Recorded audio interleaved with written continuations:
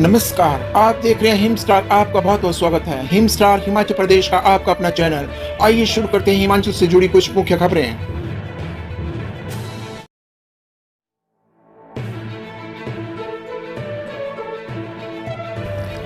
थल सेनाध्यक्ष जनरल मनोज पांडे ने राज्यपाल से की भेंट, सेना प्रशिक्षण कमान का दौरा किया। राज्यपाल श्री प्रताप शुक्ल ने राजभवन में थल सेनाध्यक्ष जनरल मनोज पांडे से भेंट की है। एक शिष्टाचार भेंट थी। इस अवसर पर राज्यपाल ने उन्हें हिमाचली टोपी व शॉल के साथ स्मृति चिन्ह भेंट और सम्मानित किया। राज्यपाल को थल सेनाध्यक्ष ने सेना से संबंधित विभिन्न मुद्दों पर जानकारी दी। श्री प्रताप शुक्ल और जनरल मनोज पांडे ने क्षेत्र की सुरक्षा और अन्य महत्वपूर्ण मुद्दों पर भी चर्चा की। इसके बाद मनोज पांडे ने सेना प्रशिक्षण कमान मुख्यालय शिमला का दौरा किया। उन्होंने सेना के लिए विकसित प्रशिक्षण और सैद्धांतिक पहलुओं की समीक्षा की। कमान की और तैयार की गई भविष्य की योजनाओं के बारे में मनोज पांडे को जानकारी दी गई।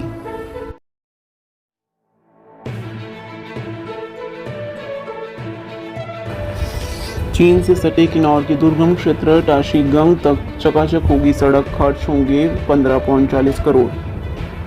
चीन सीमा से सटे हिमाचल प्रदेश के गांव एवं किन्नौर जिले के सबसे दुर्गम करीब 11,000 फीट की ऊंचाई पर स्थित टाशीगंग पर जल्द ही सफर सुहाना होगा। भूखंड के खाब ब्रिज से टाशीगंग तक करोड़ों की लागत से सड़क की हालत संवरेगी। लोक निर्माण विभाग करीब 14.50 करोड़ की लागत से 16 किलोमीटर मार्ग को चकाचक करेगा। सड़क की मेटलिंग, टायरिंग, पानी की निकासी नालियां और क्रैश बैरियर लगाए जाएंगे। सड़क को चौड़ा भी किया जाएगा, जिससे सेना, आईटीबीपी के जवानों सहित हजारों लोगों को बेहतर सड़क सुविधा का लाभ मिलेगा। सुरक्षा के लिहाज से यह अति महत्वपूर्ण सड़क है, लेकिन बीते लंबे समय से इसकी हालत खराब है। खस्ताहाल सड़क पर मरीजों को हिचकोले खाते हुए अस्पताल पहुंचना पड़ रहा है। नमग्या और टाशीगंग सीमाओं पर तैनात जवानों को भी खस्ताहाल मार्ग से आवाजाही करनी पड़ रही है। सेना और लोगों की सुविधा के मद्देनजर जल्द ही सड़क का कार्य शुरू कर दिया जाएगा। करीब 40.50 करोड़ की लागत से 16 किलोमीटर सड़क दुरुस्त होगी। 1 से 1.5 वर्ष तक कार्य पूर्ण करने का लक्ष्य रखा गया है।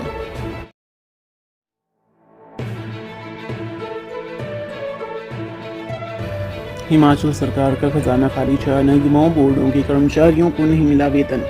हिमाचल पथ परिवहन निगम कर्मियों, पंप ऑपरेटर, वन निगम के दैनिक भोगियों और आउटसोर्स स्वास्थ्य कर्मियों समेत 6 निगमों बोर्डों के कर्मचारियों को 10 तारीख के बाद भी जून का वेतन नहीं मिला है। आर्थिक संकट के बीच हजारों कर्मचारियों के लिए परिवार का खर्च चलाना मुश्किल हो गया है। सरकार का खजाना खाली है, जिससे कर्मचारियों को वेतन नहीं मिल रहा।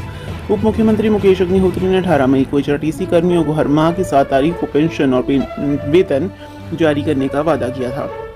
वादा पूरा न होने से निगम कर्मी सरकार से खफा हैं। मेडिकल कॉलेजों में लगे स्टाफ नर्स, वार्ड बॉय, प्रयोगशाला टेक्नीशियंस को 4 माह से मानदेय नहीं मिला है। श्रम एवं रोजगार कार्यालय में लगे आउटसोर्स कर्मियों को भी पिछले 2 माह से तनख्वाह के लाले हैं। परिवहन निगम में 4,600 चालक और 4,400 परिचालक सेवाएं दे रहे हैं। वर्तमान में हिमाचल पथ परिवहन निगम करीब 1250 करोड़ से अधिक के घाटे में है। बीते कई महीनों से चालक परिचालकों को समय पर मासिक वेतन नहीं मिल रहा। वेतन न मिलने से नाराज पंप ऑपरेटर रविवार से पेयजल आपूर्ति बाधित करेंगे, जबकि HRTC कर्मचारी भी आंदोलन की रणनीति बना रहे हैं। HRTC चालक यूनियन के प्रांतीय अध्यक्ष मान सिंह ठाकुर ने बताया कि चालक यूनियनों के सदस्यों से वर्चुअल बैठक कर तुरंत आगामी रणनीति बनाई जाएगी।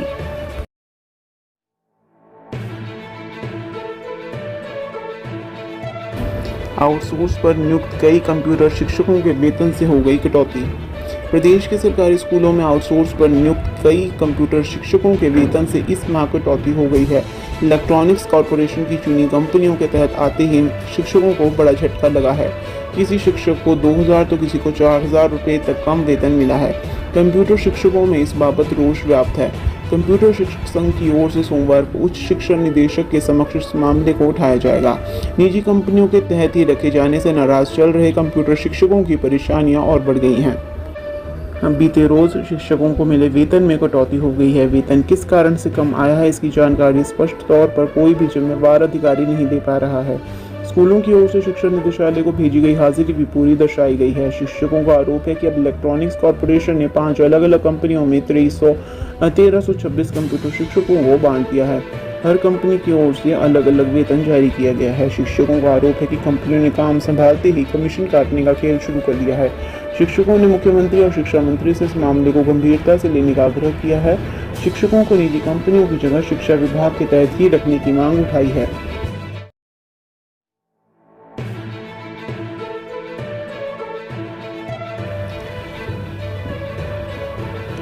लाडलों के कंधों पर सितारे सजाते, माता पिता की आंखों से छलके खुशी के आंसू, 17 युवा बने अफसर।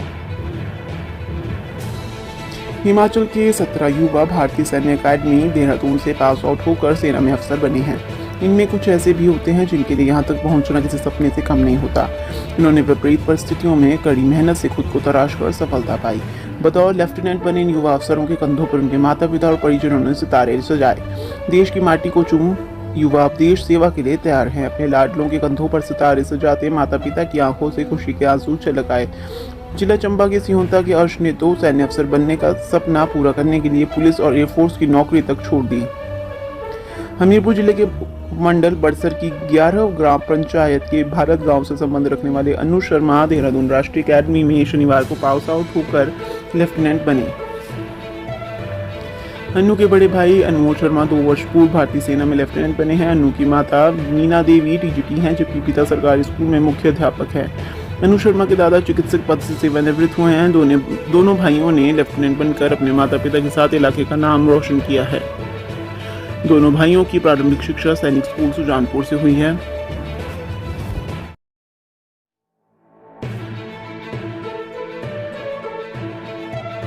रंग या स्वाद नहीं, क्यूआर कोड से लगेगा असली और नकली शराब का पता।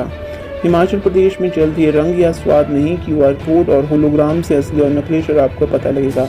अगस्त से हिमाचल में बिकने वाली शराब की हर बोतल पर क्यूआर कोड से लिंक होलोग्राम लगाना अनिवार्य कर दिया जाएगा। आबकारी विभाग ने नए होलोग्राम बनाने की प्रक्रिया शुरू कर दी है। प्रदेश में बेची जाने वाली एक बोतल का हिसाब रखने के लिए सरकार ने ट्रैक एंड ट्रेस सिस्टम शुरू किया है। इसी कड़ी में अब होलोग्राम को क्यूआर कोड से लिंक करने की कवायद शुरू की गई है।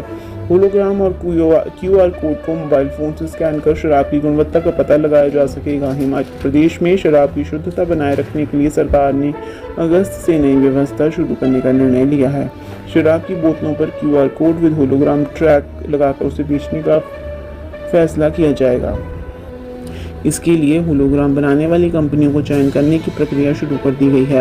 इलेक्ट्रॉनिक्स कॉर्पोरेशन के माध्यम से आबकारी विभाग ने इस बाबत टेंडर आमंत्रित किए हैं। 1 जुलाई को कंपनी का चयन करते ही होलोग्राम बनाने का काम सौंपा जाएगा। इसके तहत शराब के बॉटलिंग प्लांट से निकलने वाली हर बोतल पर सिक्योरिटी होलोग्राम, क्यूआर कोड और शराब के बॉक्स पर बार कोड होगा। प्लांट से बार कोड को रीड करने के बाद शराब की पेटियों को बाहर भेजा जाएगा। गोदाम में पहुंचने के बाद शराब की पेटियों के बाद बार कोड को दोबारा स्कैन किया जाएगा, जिससे यह सुनिश्चित होगा कि शराब को सही डिपो पर पहुंचाया गया है।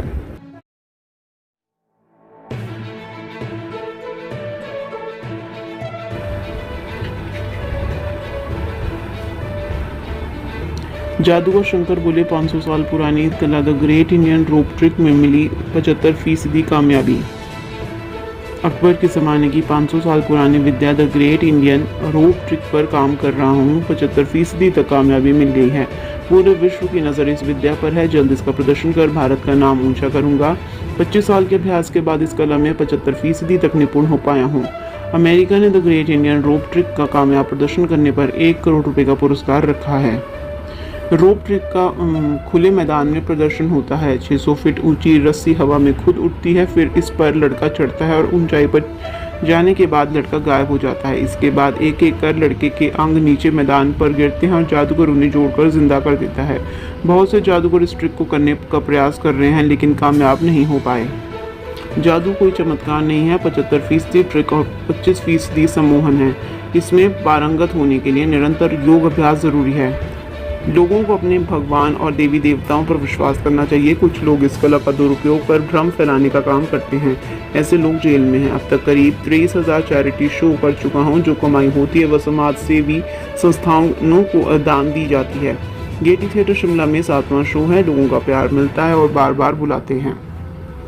सम्राट शंकर ने कहा कि लंदन में एक बार शो में पहुंचने में आधे घंटे की देरी हो गई। लोग नाराज हो गए, बोलने लगे भारतीय जादूगर को वक्त की कदर नहीं है। देश पर बात आई तो हॉल में जितने भी लोग थे सबकी घड़ियों का टाइम आधा घंटा पीछे कर दिया। मजाकिया अंदाज में बोले, शादी के दौरान मंडप में दुल्हन को ही गायब कर दिया था।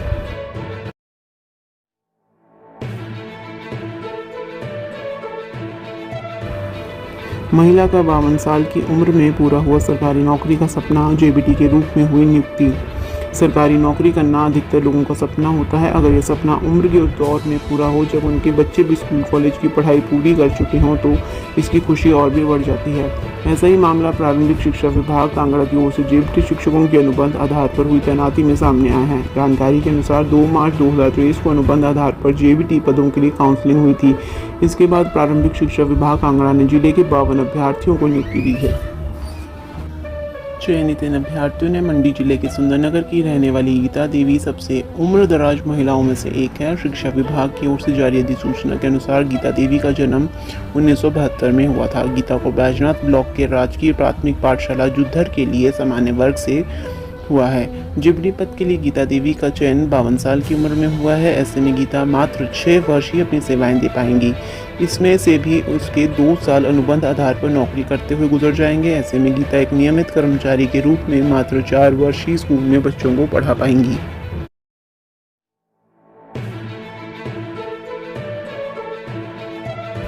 धर्मपुर के मंडप में बादल फटा, जेसीबी मशीन और पुल निर्माण सामग्री बही। हिमाचल प्रदेश के मंडी जिले के धर्मपुर में मंडप में बादल फटने से भारी नुकसान हुआ है। बादल फटने से जेसीबी मशीन ग्यून खड्ड में बह गई। वहीं पुल के पिलर में लगी करीब 200 लोहे की प्लेटें मलबे में दब गई। ग्यून उत्तराखंड सड़क पर पुल का कार्य चल रहा था। घटना में कोई जानी नुकसान नहीं हुआ है। प्रशासन की टीम ने मौके पर पहुंचकर नुकसान का जायजा लिया। वहीं चंडीगढ़ मनाली नेशनल हाईवे बनाला के पास भूस्खलन होने से बंद हो गया।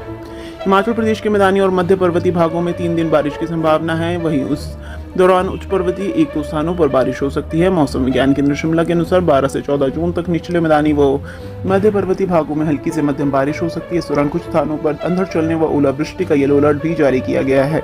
वहीं उच्च पर्वतीय 1-2 स्थानों पर हल्की बारिश बर्फबारी हो सकती है।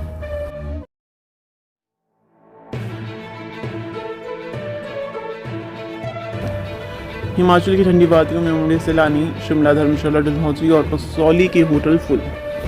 मैदानी राज्यों में गर्मी से परेशान पर्यटकों ने हिमाचल प्रदेश के पर्यटन स्थलों की ओर रुख किया है। पर्यटन सीजन में पहली बार भारी संख्या में पर्यटक उमड़े हैं। इस कारण सीजन में पहली बार शिमला, धर्मशाला, डलहौजी, चायल और कसौली के होटल पैक हो गए हैं। इससे कारोबारी उत्साहित है।